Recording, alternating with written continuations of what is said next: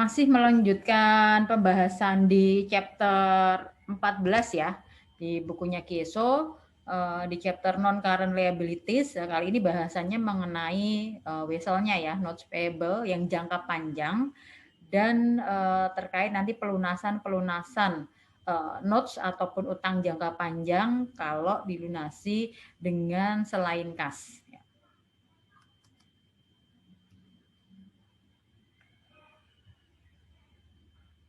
Nah, kita ke wesel bayar lebih dahulu ya. Wesel bayar jangka panjang, ini nggak beda jauh dengan yang obligasi ya.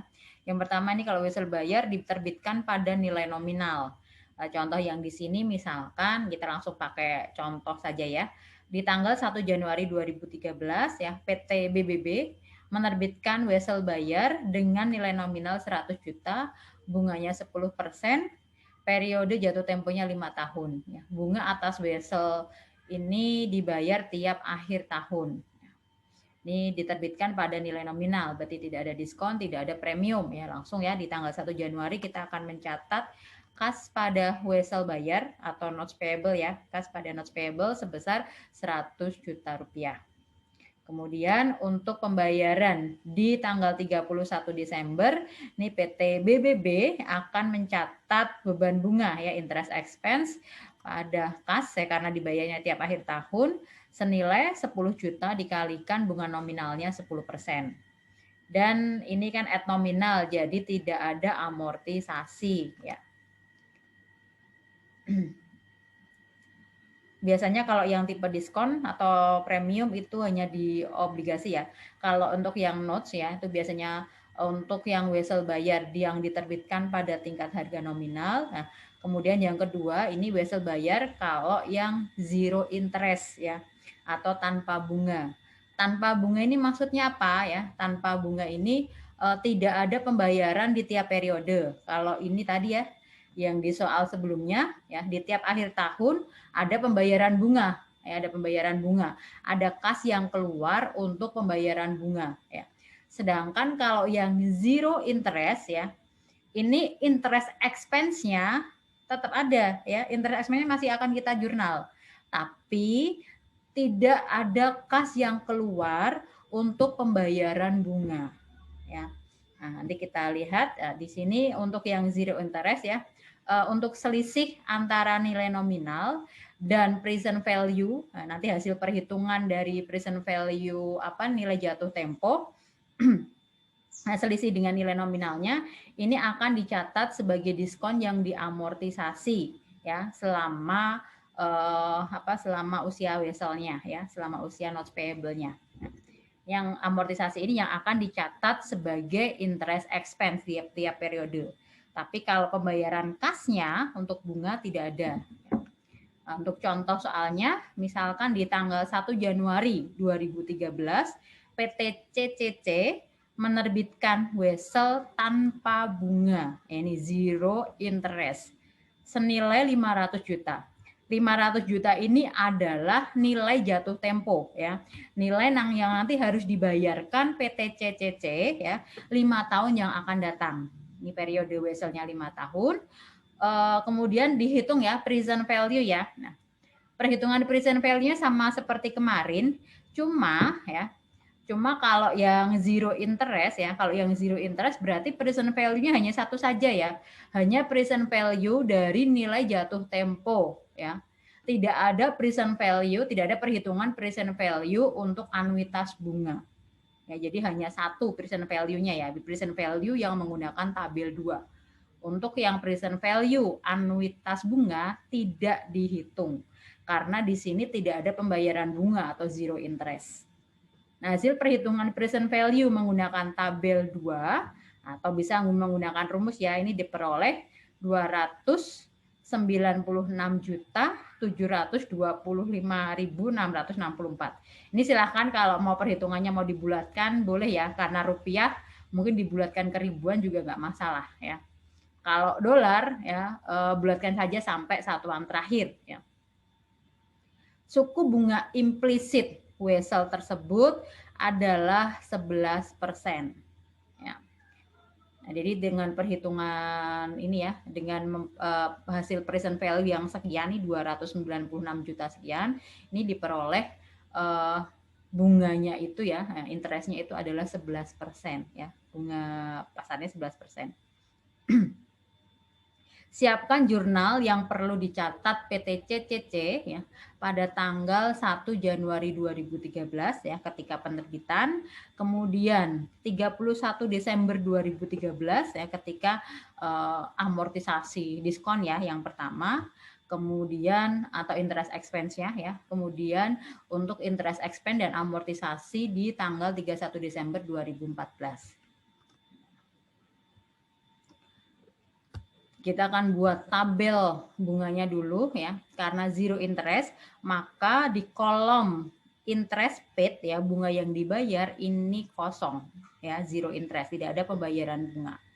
Kemudian beban bunga ini akan kita hitung ya, interest expense akan kita hitung dari suku bunganya ya, tadi yang bunga implisitnya 11% dikalikan dengan carrying value dari notes payable-nya. Ini tadi ketemu carrying value-nya 296.725.664. Kemudian interest expense ya, interest expense di akhir tahun pertama ini sebesar 11% kalikan nilai carrying value ini ya, diperoleh 32.639.823. Nah, nilai ini juga lah ya, jadi nanti kita jurnalnya tuh interest expense ya, pada notes payable gitu ya. Nah, diskon yang di bunga beban bunga ini sekaligus amortisasi diskon ya kalau untuk yang zero interest. Untuk yang interest expense yang akhir tahun kedua ini berarti 11% ya dikalikan dengan carrying value ya, carrying value yang 329 sekian ini. Yang kita catat pertama ketika penerbitan notes payable ya di tanggal 1 Januari 2013 ya, perusahaan akan menerima kas ya, kita akan mengkredit notes payable wesel bayar sebesar nilai present value ya, sebesar nilai present value 296.725.664. Kemudian ya untuk jurnal interest expense di tanggal 31 Desember 2013. Di sini kita akan mencatat ya beban bunga ya, interest expense-nya debit, kreditnya adalah notes payable. Nah, dilihat dari jurnal ini bahwa apa? Tidak ada pembayaran kas ya untuk bunga. Ya, tapi tetap dicatat ya interest expense-nya tetap dicatat, cuma nggak ada kas kan ya, tidak ada kas yang keluar. Ya, interest expense pada notes payable ya untuk amortisasi. Ini sebesar 32.639.823. Kemudian untuk amortisasi di tahun kedua, kita akan catat interest expense ya pada notes payable sebesar 36.230.204. Untuk vessel yang zero interest bearing. Kemudian selanjutnya ya, untuk vessel bayar atau notes payable ya yang tidak diterbitkan pada nilai nominal. Ya, ini mirip ya dengan obligasi. Sebenarnya bedanya obligasi sama notes itu apa sih ya? Kalau di manajemen keuangan ya, secara umum biasanya kalau yang notes itu notes yang jangka panjang itu yang usianya 1 sampai lebih dari 1 tahun tapi sampai dengan 10 tahun. Itu biasanya dikategorikan di notes payable. Sedangkan kalau yang lebih dari 10 tahun, nah itu biasanya yang bentuknya obligasi. Ya. Itu kalau yang di buku manajemen keuangan seperti itu ya. Nah, tapi nanti kalau soal sih tergantung ya bentuknya apapun ya. Yang penting itu adalah utang jangka panjang. Ya. Untuk vessel yang interest bearing ya, notes payable interest bearing di sini tapi tidak diterbitkan pada nilai nominal. Ya. Serupa nanti perlakuan akuntansinya serupa dengan yang obligasi ya. Jadi kalau terdapat diskon atau premium, maka diskon atau premiumnya itu harus diamortisasi selama umur notes payable-nya menggunakan metode bunga efektif.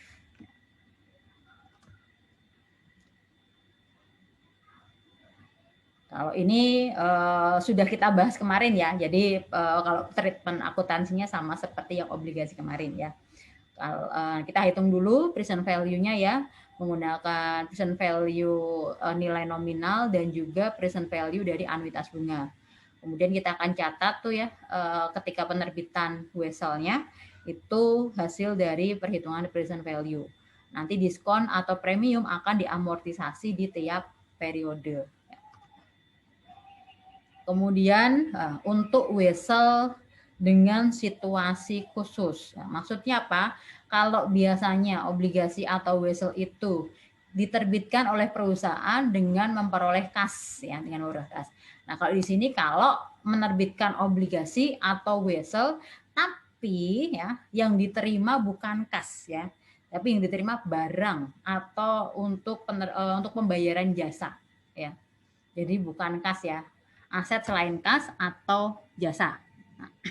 Nah, di sini untuk penukaran ya juga proses perbandingan nanti penukaran antara wesel bayar ya, notes payable dengan barang yang diterima, properti barang atau jasa yang diterima, maka nanti kita lihat suku bunganya ya suku bunga weselnya itu harus dianggap setara gitu ya, setara dengan nanti kalau dinilai dengan fair value dari properti barang atau jasa yang kita terima. Nah, akan tetapi ya kalau misalkan nih ya di dalam weselnya itu tidak dicantumkan suku bunga, dicantumkan suku bunga tapi bunganya nggak masuk akal, misalkan bunganya tinggi sekali gitu ya atau rendah sekali. Nah, kemudian berikutnya atau nilai nominalnya itu berbeda secara material dengan harga kas saat transaksi. Jadi kalau dibandingkan dengan properti barang atau jasa yang diterima misalkan tidak equal gitu ya. Nah, kalau seperti ini bagaimana? Nah, kalau seperti ini maka kita akan menentukan yang namanya ini input interest ya. Jadi kalau perusahaan ini tidak, jadi kalau ada misalkan ada wesel ya, ada kita menerbitkan notes, kemudian menerima barang atau jasa, itu biasanya yang jadi acuan utama adalah fair value dari barang yang kita terima. Nah, fair value misalkan fair value tanahnya berapa, itu yang akan kita jadikan acuan juga untuk menilai wesel. Ya. Nah, kalau nilai barang yang kita terima atau jasa yang kita terima itu tidak dapat ditentukan nilai wajarnya, fair value-nya, kemudian untuk wesel yang kita terbitkan, yang kita serahkan untuk ditukar dengan barang atau jasa itu belum ada nilai pasarannya gitu ya, belum ada harga pasarnya, tidak ada pasar uang atau pasar modal yang memperdagangkan wesel sejenis ya, maka perusahaan akan menentukan yang namanya input interest ya, menentukan input interest yang sesuai ya untuk menghargai barang atau jasa yang kita terima itu berapa. Nah, untuk menentukan input interest ya, yang kita perhatikan yang pertama adalah suku bunga yang berlaku nih, yang berlaku di pasar untuk instrumen sejenis itu berapa bunganya. Kemudian faktor-faktor lain seperti jaminan, kemudian kontraknya seperti apa, kemudian suku bunga utama ini suku bunga itu kayaknya suku bunga wesel yang memang diperdagangkan di pasar gitu ya. Jadi itu yang akan kita pertimbangkan dalam menentukan input interest ya atau bunga yang ditentukan. Ini biasanya kalau kita menghitung ini misalkan nilai barangnya kita nggak tahu nih nilai fair value-nya berapa, adanya nilai buku. Nah, itu baru kita pakai yang suku bunga itu ya. Kita melihat wesel-wesel yang kita terbitkan ini kalau di pasar uang atau di pasar modal ini dengan wesel sejenis, misalkan kalau wesel misalkan umur 3 tahun dengan jaminan sekian, itu tingkat suku bunganya berapa. Nah, itu yang akan kita gunakan nanti sebagai input interest ya untuk mencatatkan nilai barang atau jasa yang kita terima. Jadi sekali lagi acuan utamanya adalah fair value ya, fair value dari barang atau jasa yang kita terima. Kalau itu tidak ada, maka kita akan memakai yang ini yang namanya input interest ya. Itu kalau apa tadi, kalau suku bunga di Weselnya itu nggak wajar ya. Kalau wajar berarti kita gunakan suku bunga di Wesel. Saya izin stop video ya. Baik, Bu. Baik, Bu.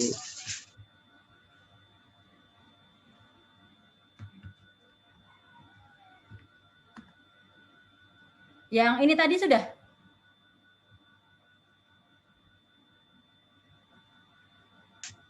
Sudah, Bu. Sudah, ya. Sudah, Bu. Ya.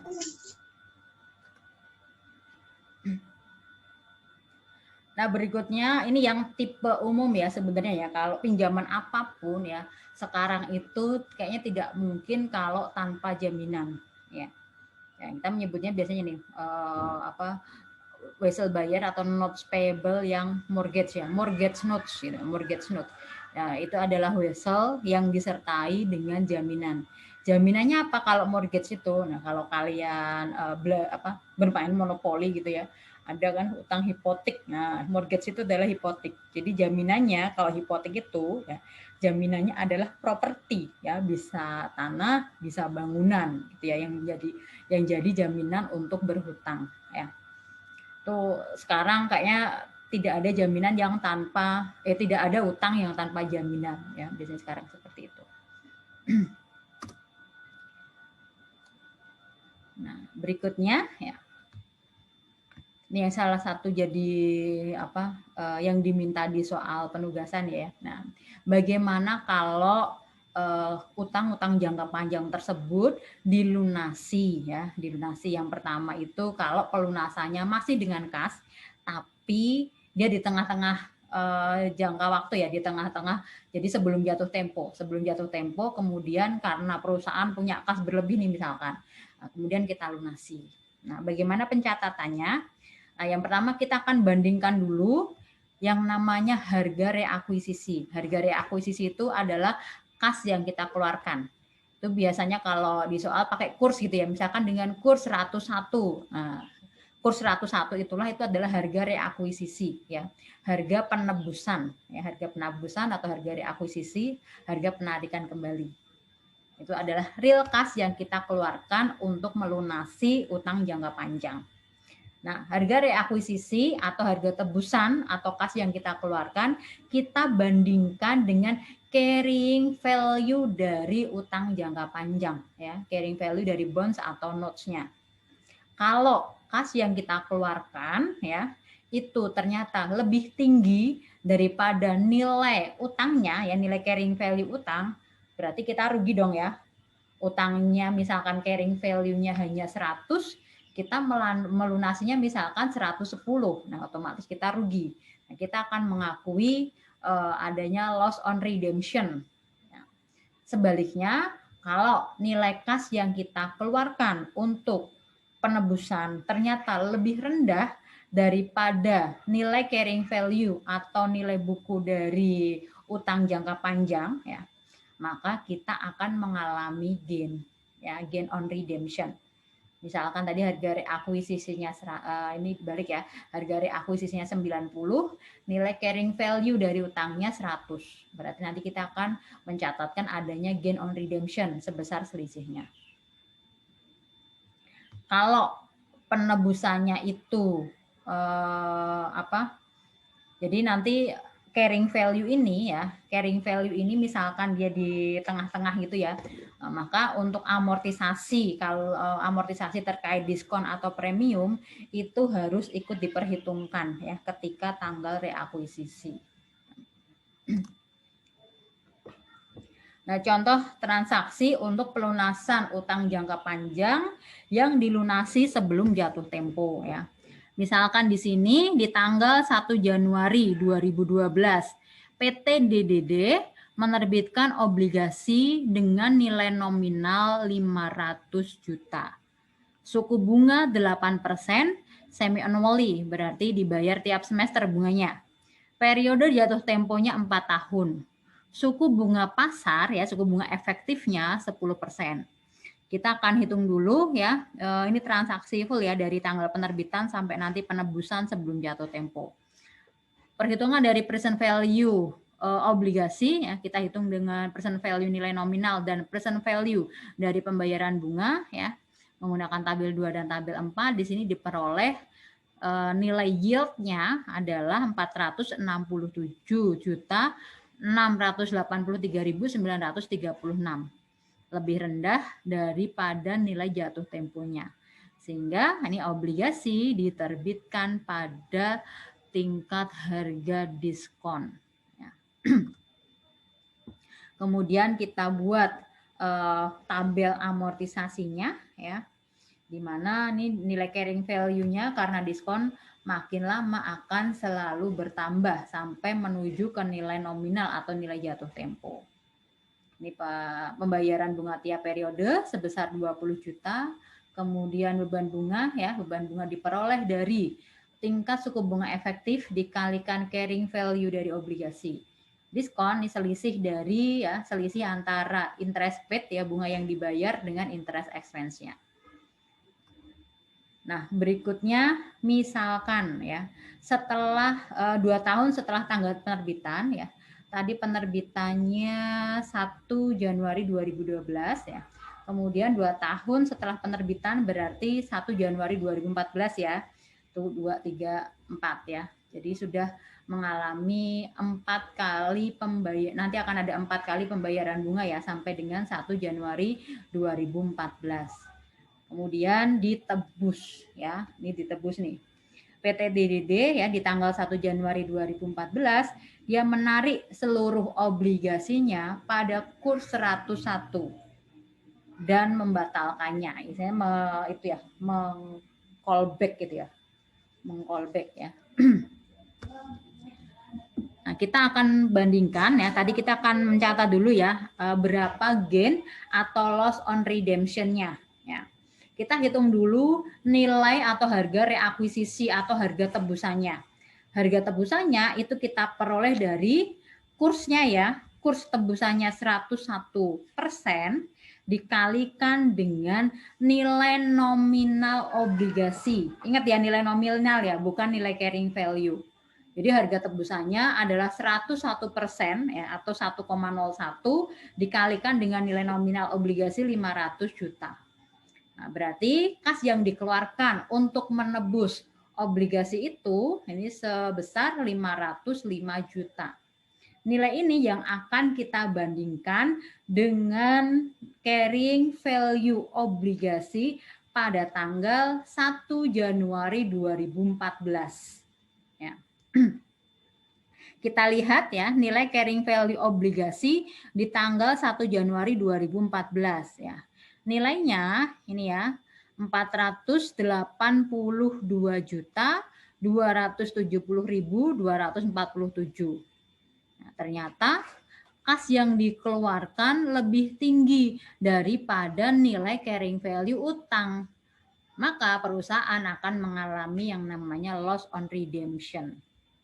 Nah, ketika tanggal 1 Januari kita akan mencatat, ya, untuk penebusan obligasinya, ya, untuk pembayaran bunganya, ya, untuk pembayaran bunga semi annually-nya dan juga amortisasinya tetap dicatat dulu, ya. Jadi nanti kita akan catat dulu nih, ya. Kita akan catat dulu untuk bunganya yang dibayar 20 juta, kemudian kita akan mencatat interest expense sebesar 23 juta sekian, ya.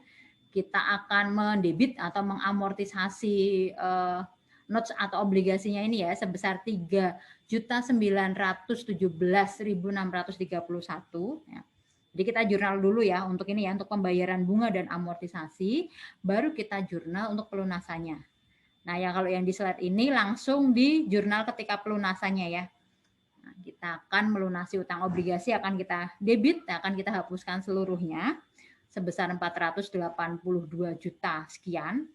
Kemudian kita akan mengakui adanya loss on redemption, ya, sebesar 22 juta sekian, ya. Dan perusahaan ini mengeluarkan kas sebesar nilai tebusannya, ya, 505 juta. Nah, ini jurnal untuk penebusan, ya, atau penarikan obligasi sebelum jatuh tempo di tanggal 1 Januari 2014. Tadi kalau melunasinya dengan kas ya, melunasi dengan kas. Kita akan membandingkan kas yang dikeluarkan dengan nilai carrying value obligasi. Nah, yang berikutnya ya, kalau pelunasannya menggunakan aset selain kas ya, aset yang non kas atau menggunakan sekuritas ya. Di sini sekuritas biasanya itu ya. Nanti kalau kita belajar chapter yang convertible securities ya. Ini misalkan yang convertible debt ya, ada utang yang convertible, kemudian dia dikonvert atau dilunasi menggunakan saham. Ya. Jadi untuk yang sub ini, bagaimana kalau pelunasan obligasi atau utang jangka panjang dilunasi dengan aset non kas atau menggunakan sekuritas ya, terutama sekuritas saham. Nah, di sini dari sisi kreditur atau investor atau yang meminjami uang ya, ini akan mencatat dia akan menerima kan ya, dia akan menerima tapi bukan kas ya, menerima misalkan menerima properti ya, itu akan dicatat sebesar nilai wajar. Itu dari sisi kreditur. Nah, kita sebagai debitur, nah kita di chapter ini sebagai debitur ya, sebagai yang berhutang. Nah, apa yang akan kita catat ya? Pertama kita akan bandingkan dulu, pertama nilai buku atau carrying value dari utang ya. Nilai buku atau carrying value dari utang ya. Ini akan kita bandingkan dengan nilai wajar aset.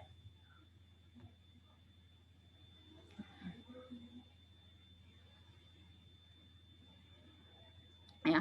Jadi nilai buku atau carrying value utang kita bandingkan dengan nilai wajar aset ya. Nilai buku atau nilai utangnya itu berapa? Nilai wajar dari aset yang kita serahkan untuk melunasi utang itu berapa?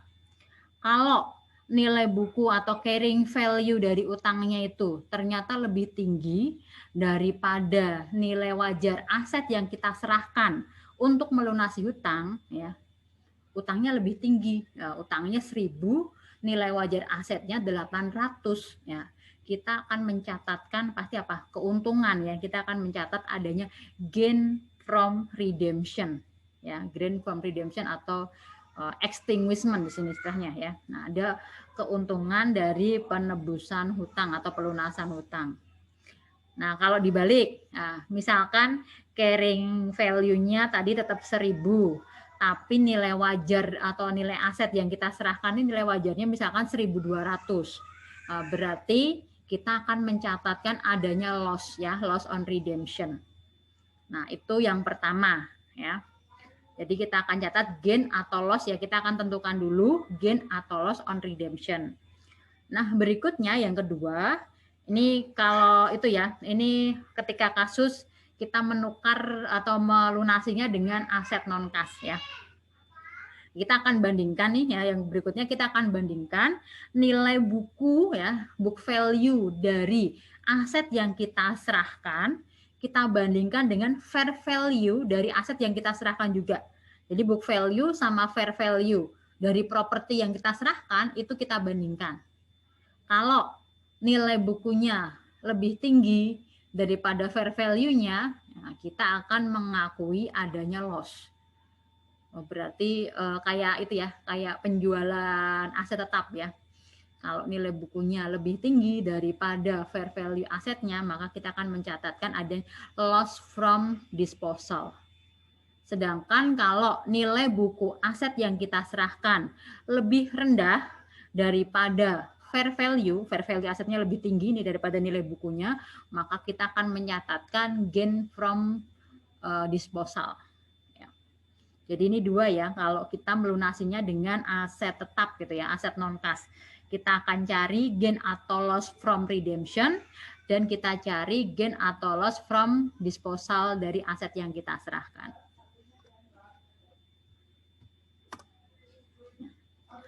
Contoh transaksinya untuk pelunasan dengan properti ya, dengan aset non kas.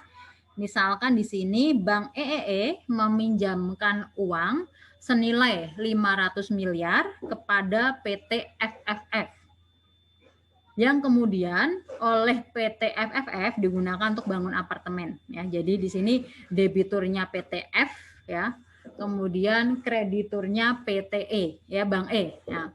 Ternyata karena rendahnya minat atas kepemilikan apartemen, ini PT FFF tidak dapat melunasi kewajiban obligasinya. Nah, ya, karena PT FFF ini tidak bisa melunasi kewajiban obligasinya, maka si Bank EEE setuju untuk menerima bangunan apartemen di mana nilai wajar apartemennya itu senilai 400 miliar ya untuk pelunasan seluruh kewajiban PT FFF. Nilai buku dari apartemen tersebut itu menurut catatan PT FFF adalah 550 miliar. Nah, kita akan yang pertama kita akan tentukan dulu tadi ya gain atau loss ya from redemption ya. Gain atau loss from redemption tadi kita bandingkan apa?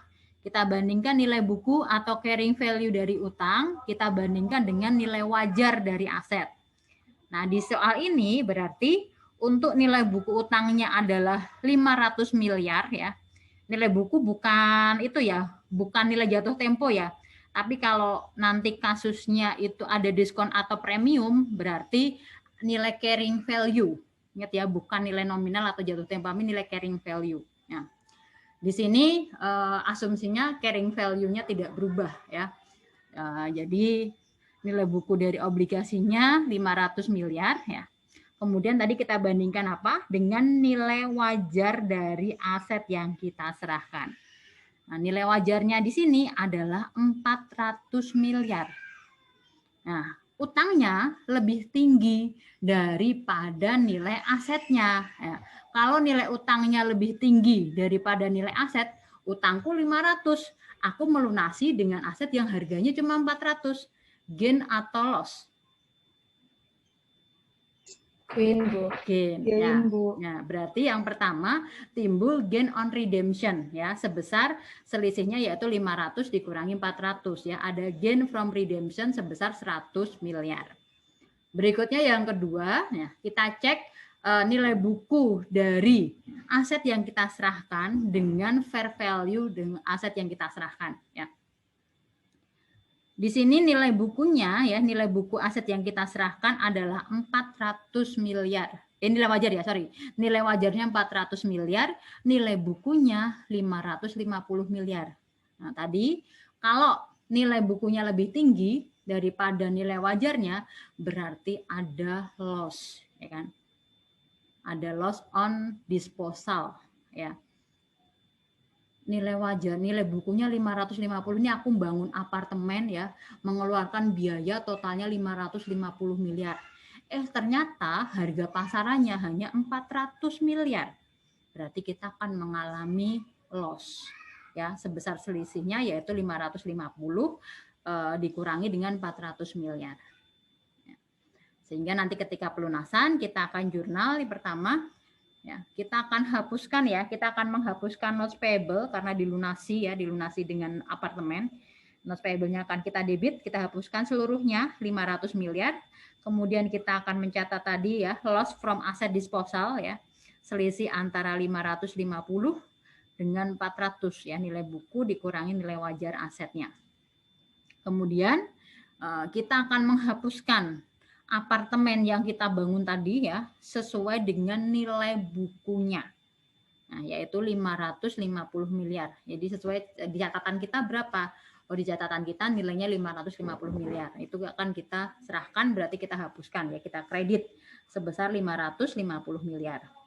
Kemudian tadi kita mencatatkan gain on redemption ya. Nah, gain on redemption-nya adalah 500 dikurangi 400 ya.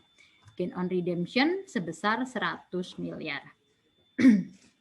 Nah, ini untuk transaksi pelunasan menggunakan aset non-kas. Nah, selanjutnya masih pelunasan kewajiban jangka panjang, tapi menggunakan sekuritas ya, sekuritas lain. Kalau tadi yang dilunasi sekuritas hutang, nah biasanya untuk melunasi kita menggunakan sekuritas saham ya. Nah, biasanya ini untuk yang tipe-tipe obligasi yang sifatnya convertible ya. Di sini contohnya misalkan Hamburg Bank ya setuju untuk menerima dari bond mortgage senilai 320.000 lembar saham biasa yang nilai parnya 10 euro. Nah, ini memiliki ya fair value ya, memiliki harga pasar ya totalnya 16 juta euro. Jadi nilai pasar dari sahamnya adalah 16 juta ya. Kemudian nilai nominal atau nilai parnya adalah ini totalnya 3.200.000. Untuk melunasi pinjaman obligasi senilai 20 juta. Maka dari sisi debitur, dari sisi bond mortgage ya, kita akan mencatat transaksi. Yang pertama kita akan menghapuskan obligasinya ya. Obligasi atau notes payable di sini ya, note payable atau obligasi ya, yang ke Hamburg Bank tadi ya, sesuai dengan nilai carrying value dari utangnya yaitu 20 juta. Nah, berikutnya ya kita akan menerbitkan saham ya, kita akan memberikan saham kepada Hamburg Bank tadi ya. Berarti kita akan mencatat share capital ordinary sesuai dengan nilai parnya yaitu 3.200.000 ya. Kemudian kita akan mencatat selisih antara harga pasar dengan nilai par. Kita catatkan di share premium ya, share premium ordinary. Ini selisih antara harga pasar saham dikurangi dengan harga nominal atau nilai par saham. Nah, kita catatkan di share premium ordinary. Ini selisihnya sebesar 12.800.000.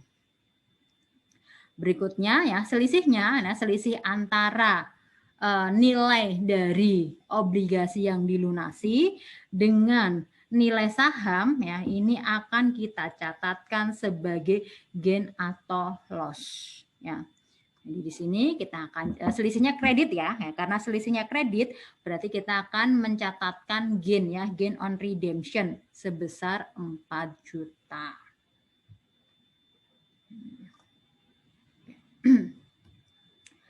Berikutnya ya, kalau pelunasannya menggunakan utang juga.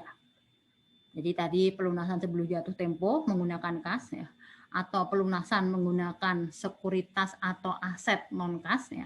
Berikutnya kalau melunasi hutang dengan hutang baru ya, hutang lama ditutup dengan hutang baru, gali lubang tutup lubang gitu ya.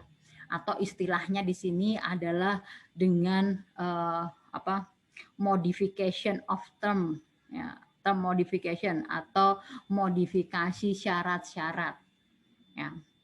Nah, untuk yang pelunasan hutang lama dengan hutang baru dengan modifikasi syarat-syarat ini misalkan ya nanti si kreditur yang meminjamkan uang ya, yang meminjamkan uang itu menawarkan nih kepada debitur, apakah ya ini boleh salah satu, boleh keempat-empatnya boleh ya, apakah nilai utang nilai suku bunga dari hutangnya itu akan dikurangi atau waktu jatuh temponya akan diperpanjang atau nilai nominalnya ya, nilai jatuh tempo atau nilai nominal dari hutang akan dikurangi atau adanya penghapusan atau pengurangan dari bunga yang terutang ya. Jadi untuk modifikasi syarat-syarat ini boleh salah satu atau kombinasi dari keempat ini. Nah, contoh transaksinya untuk pelunasan utang jangka panjang lama dengan utang jangka panjang baru ya. Nah, misalkan pada tanggal 31 Desember 2012 ya. Bank GGG ya melakukan kesepakatan modifikasi dengan PT HHH yang sedang mengalami kesulitan keuangan ya. Bank GGG melakukan restrukturisasi. Nah, istilah dari modification of term itu adalah restrukturisasi hutang ya. Dengan nilai par ya. Nilai par itu ya, nilai par pinjaman lamanya ya ini adalah 200 juta. Nah, untuk modifikasi syarat-syarat ini tawaran dari kreditur yang pertama nilai nominal dari obligasinya diturunkan ya, dikurangi nih.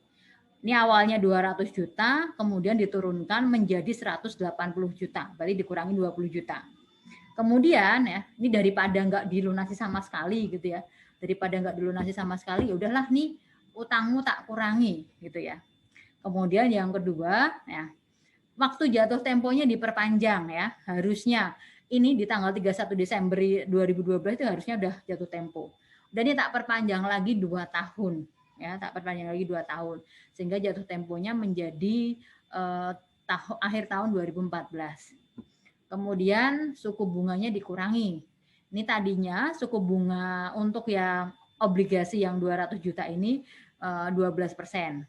Kemudian dikurangi, udah tak turunkan ya bunganya jadi 8% saja. Ya. So, ini suku bunga nominalnya ya, ini suku bunga nominalnya. Suku bunga yang digunakan untuk pembayaran bunga ya, untuk pembayaran bunga secara cashnya. Dari 12% diturunkan menjadi 8%. Ya.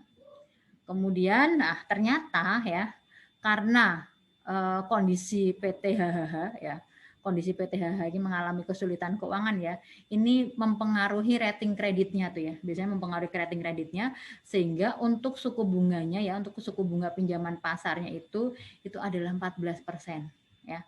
Artinya apa ya?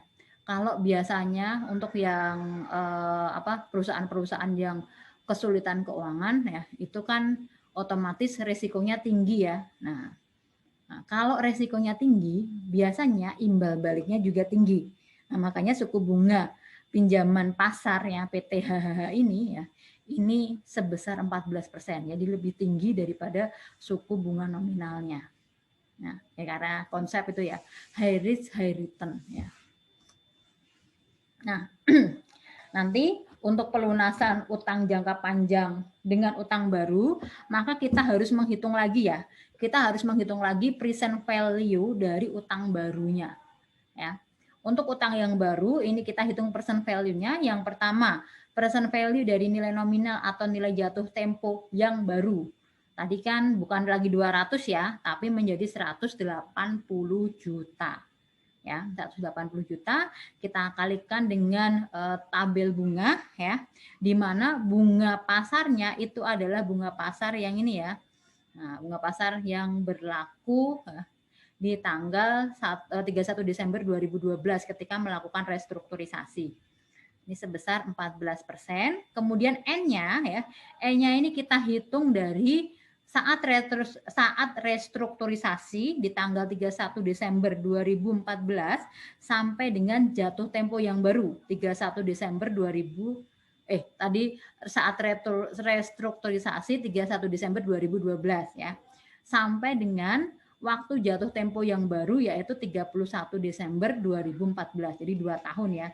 Jadi N-nya 2 ya. Karena ini kita asumsikan pembayaran bunganya tahunan. Kemudian untuk present value dari anuitas bunga ya, berarti kita kalikan ya di sini ya. Bunga nominalnya adalah 8% ya. Kita kalikan dengan nilai jatuh temponya ya 180 juta. Nah, sehingga bunga nominal yang dibayarkan ini 14.400.000. Kita kalikan dengan tabel bunga yang ada di tabel 4 ya, di mana suku bunga pasarnya 14% dan N-nya adalah 2 tahun ya, 2 periode.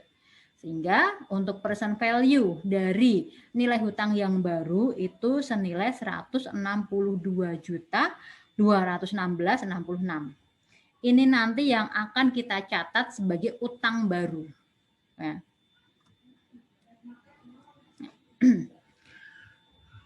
Ini sekaligus kita buat tabel amortisasinya ya. Ini untuk nilai nominal untuk pembayaran bunga utang yang baru, kemudian ini beban bunga selama 2 periode dan ini amortisasi selama 2 periode.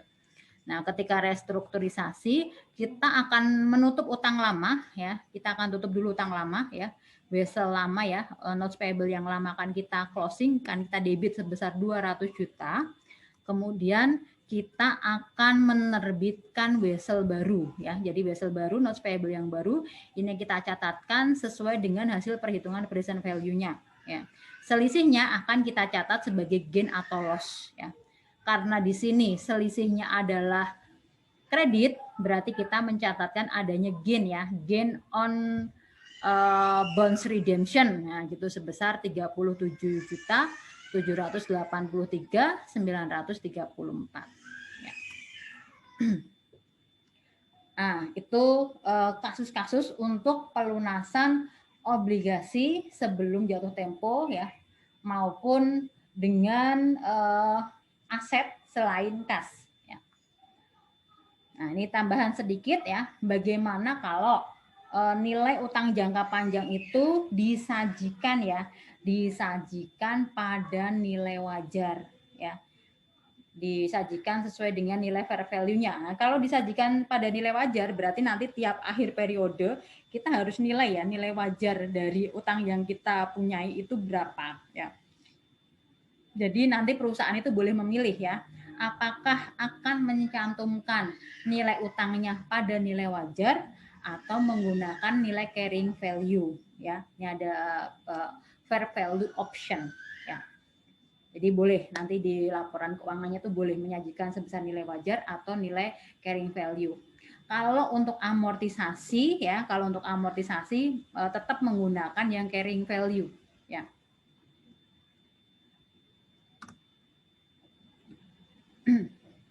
Contoh untuk yang fair value option ya. Nah, misalkan PT IJK menerbitkan obligasi dengan nilai nominal 500 juta dan tingkat bunga nominalnya 6% di tanggal 1 Mei 2012. Nah, PT IJK menggunakan fair value option dalam pencatatan obligasi. Ya. Pada tanggal 31 Desember 2012, nilai obligasinya ya itu menjadi 480 juta, tapi sungguh bunga pasarnya itu menjadi 8%. Ya. Kalau menggunakan fair value option ya, maka nanti kita harus menyesuaikan ya nilai obligasinya kan sesuai dengan nilai fair value-nya.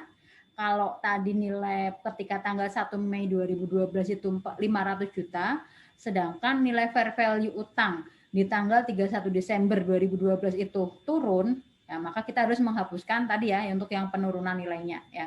Utang obligasi akan kita debit, akan kita kurangi sebesar 20 juta. Kemudian ya, visi kreditnya apa? Kalau ini mungkin nanti akan sedikit itu ya.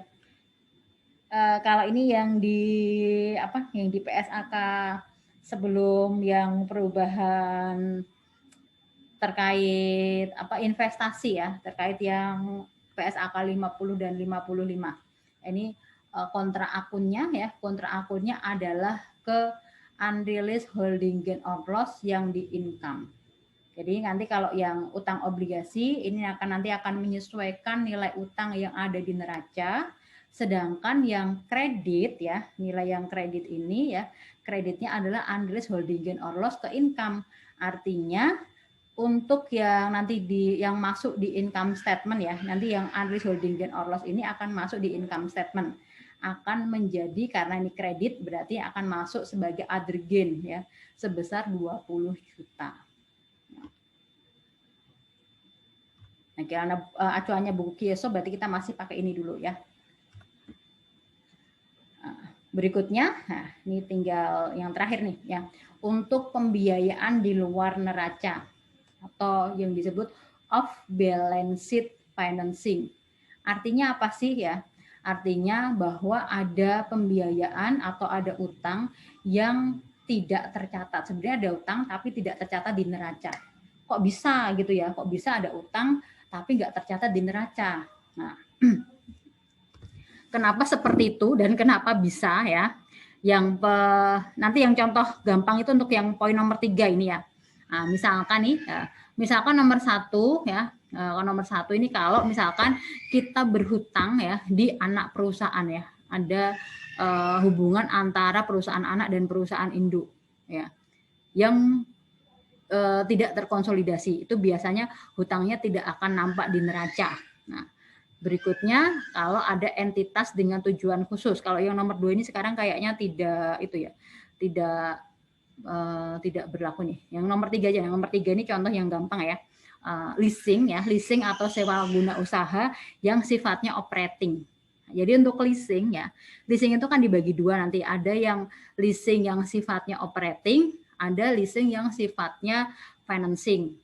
Nah, kalau yang tercantum di neraca yang akan dicatat sebagai lease liability atau kewajiban leasing itu adalah yang tipe financing. Itu akan masuk di neraca. Sedangkan kalau yang leasing yang tipikal operating ya, kalau leasing tipe operating itu jurnalnya ya, pencatatannya itu di tiap periode itu hanya mencatatkan beban sewa ya, hanya mencatatkan beban sewa. Jadi kewajiban utangnya nggak ada. Padahal sebenarnya ada gitu ya, tapi karena masuk kategorinya adalah leasing operating, maka kita mencatatnya tiap periode hanya beban sewa. Kalau kita mencatatnya di beban sewa, itu otomatis nanti di neraca kan nggak muncul ya, tidak muncul kewajiban leasing. Nanti munculnya hanya di income statement ya sebagai beban sewa. Nah itu yang dimaksud pembiayaan atau kalau ada utang-utang yang sifatnya off balance sheet. Sebenarnya ada tapi tidak dicantumkan di laporan keuangan. Ya. Nah, ini tujuannya kenapa sih gitu ya? Kalau yang untuk yang leasing ini sebenarnya karena tidak memenuhi kriteria financing ya, maka dia mau nggak mau harus masuk ke leasing yang sifatnya operating gitu. Tapi kalau dengan adanya off balance sheet financing ini akan mempengaruhi rasio keuangan tertentu ya. Misalkan rasio solvabilitas itu pasti akan terpengaruh ya. Rasio solvabilitas itu adalah total aset dibanding total liabilities ya. Kalau ada off balance sheet financing ya, otomatis total liabilitiesnya ya, total utangnya akan cenderung lebih rendah. Sehingga rasio solvabilitasnya akan cenderung lebih tinggi. Nah, itu salah satu contohnya ya, pengaruhnya ke perhitungan rasio keuangan.